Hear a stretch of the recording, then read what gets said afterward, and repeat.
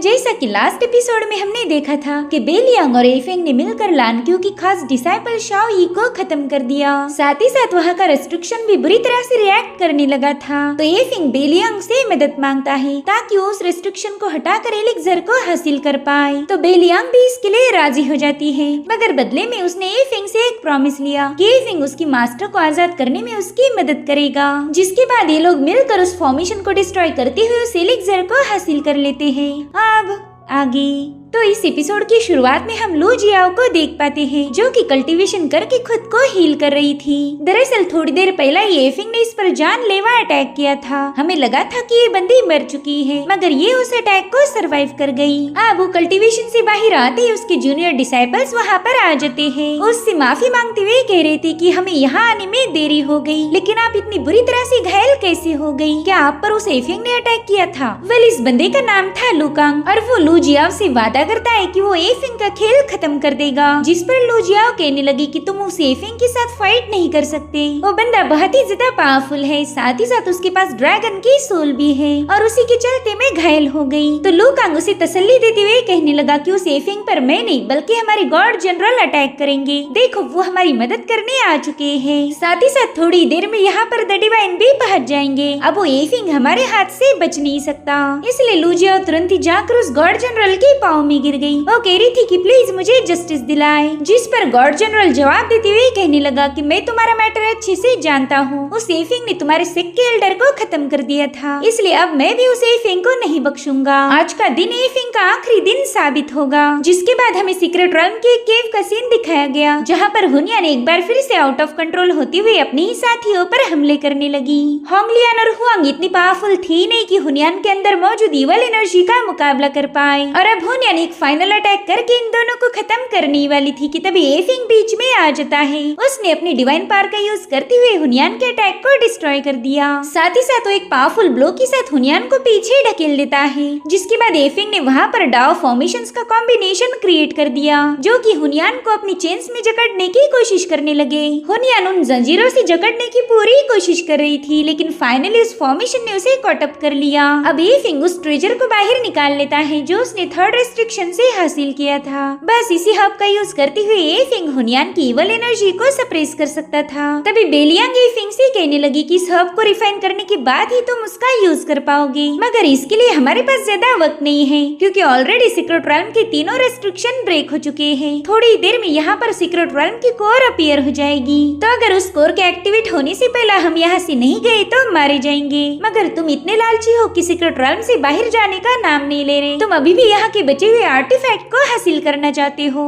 मगर एफिंग उसकी बातों को पूरी तरह से इग्नोर करते हुए अपनी पावर्स को एक्टिवेट कर देता है। उसने उस हब को रिफाइन करना शुरू कर दिया था, जो देखकर बेलियांग काफी ज्यादा डर जाती है, क्योंकि उसे पता था कि ये हब इतनी आसानी से रिफाइन नहीं होगा। वहीं दूसरी तरफ हुआंग बेलियांग को ताना मारते हुए कहने लगी कि तुम तो एक नंबर की धोखेबाज हो। पता नहीं इस बार तुमने एफिंग की जान के बदले कौन सा सौदा किया होगा। अब बेलियांग इस पर कोई जवाब दे पाई इससे पहले जीली कहने लगी कि अगर इस बंदी ने हमारे मास्टर को इस बार धोखा दिया तो मैं खुद इसे खत्म कर दूंगी। और उतने में वो पूरा इलाका शेक होने लगा। दरअसल उसी केव के सामने लुकांग अपने साथियों को लेकर पहुंच चुका था। वो कहने लगा कि जरूर से इस केव के अंदर ही असुरासुर क्लैन के लोग होंगे, क्योंकि यहाँ से बहुत ही स्ट्रॉन्ग इवल ऑरा रिलीज हो रही है। दरअसल वो ऑरा हुनियान की थी। तो लुकांग जोर से चिल्लाते हुए कहने लगा कि एफिंग, अगर तुम्हें अपनी जान प्यारी है तो जल्दी से वो ट्रेजर्स मेरे हवाले कर दो। मगर उतने में ही होंगलियान ने लुकांग पर एक पावरफुल अटैक कर दिया। वो कह रही थी कि तुम मेरे मास्टर को छू भी नहीं सकते। तो लुकांग अपनी सोड पावर का यूज करते हुए तुरंत ही होंगलियान के अटैक को डिस्ट्रॉय कर देता है। मगर होंगलियान ने एक बार फिर से उस पर हमला कर दिया था,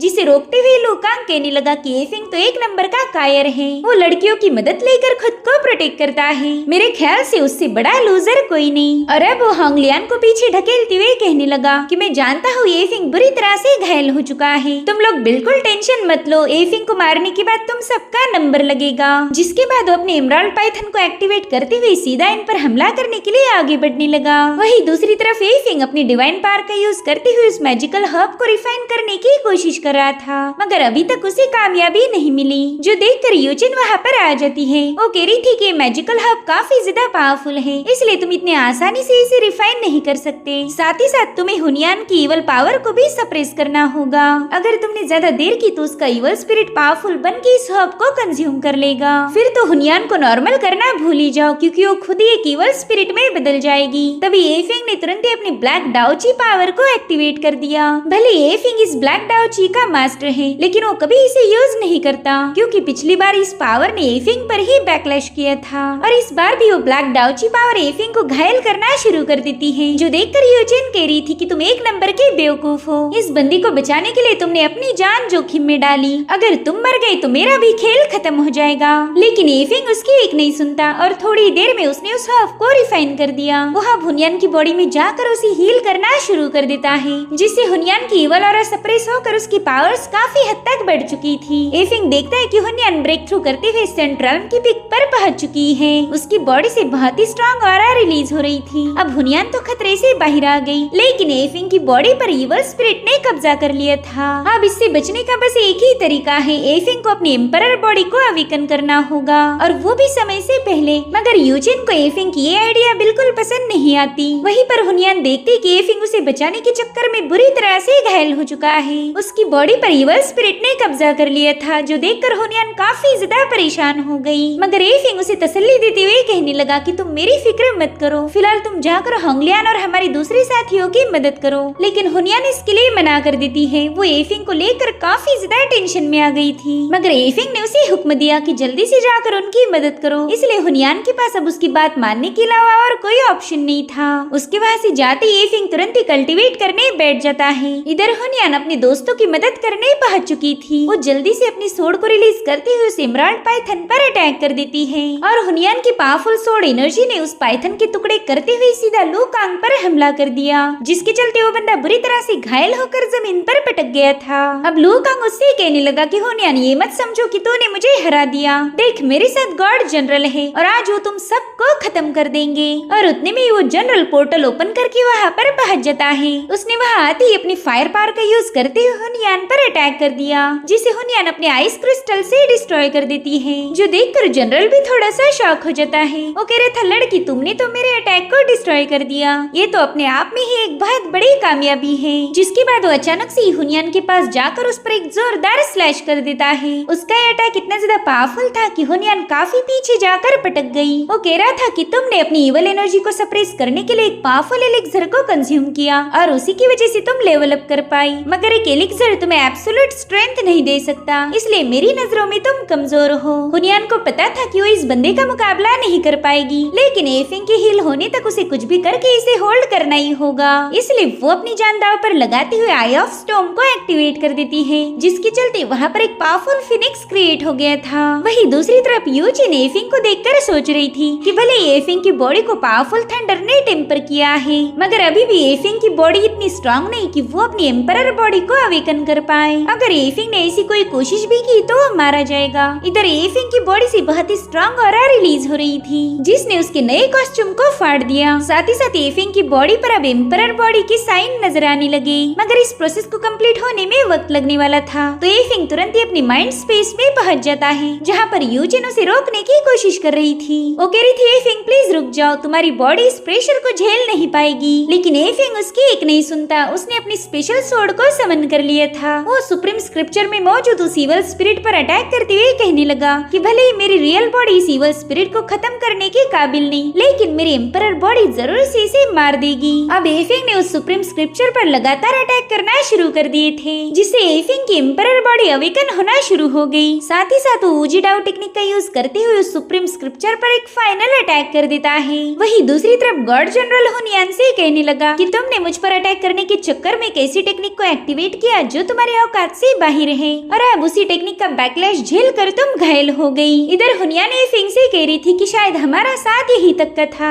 मुझे कुछ भी करके इस बंदे को रोकना होगा ताकि तुम खुद को हील कर पाओ। मगर हुनियान उस पर अटैक कर पाई इससे पहले उस गॉड जनरल ने उसे घायल कर दिया। हुनियान की हालत उसके दोस्तों से उसे देखने जा रही थी, मगर वो गॉड जनरल को छोड़कर उसकी मदद भी नहीं कर सकते थे। तभी लुकांग वहाँ आकर उससे कहने लगा कि चलो अब मरने के लिए तैयार हो जाओ, मगर इससे पहले कि लुकांग उस पर हमला कर पाए, लुकांग पर एक बहुत ही पावरफुल थंडर ने अटैक कर दिया था, जिसके चलते वो बंदा बुरी तरह से घायल हो गया था। साथ ही सभी लोग हैरान हो गए कि आखिर लुकांग पर अटैक किसने किया होगा। और तभी हमारे हीरो एफिंग की वहाँ पर एंट्री होती है। उसने वक्त से पहले ही अपनी एम्परर बॉडी को अवेकन कर लिया था। गाइस, एफिंग का ये एम्परर वाला फॉर्म आपको कैसा लगा मुझे कमेंट करके जरूर बताना। अब एफिंग ने अपनी आंखों से लुकांग पर एक जबरदस्त अटैक कर दिया, जिससे वो बंदा सीधा गॉड जनरल के पाँव में जाकर गिर गया था और फिर वहीं पर उसकी मौत हो जाती है। गॉड जनरल भी उसकी हालत देखकर काफी ज्यादा हैरान हो जाता है। एफिंग की पावर्स देखकर उसे अपनी आंखों पर ही यकीन नहीं हो रहा था। वहीं पर एफिंग हुनियान को अपनी बाहों में उठाकर सीधा हवा में फ्लोट करने लगा। वो कहने लगा कि कोई भी मुझे या मेरे दोस्तों को हर्ट नहीं कर सकता, और जो भी ऐसी जुर्रत करेगा मैं उसे भयानक मौत दूंगा। तो अब गॉड जनरल, चल तू ही फैसला कर कि तुझे किस तरह की मौत चाहिए। और इसी के साथ ही जबरदस्त एपिसोड यहीं पर एंड हो जाता है। Thank you so much for watching. Bye bye, take care.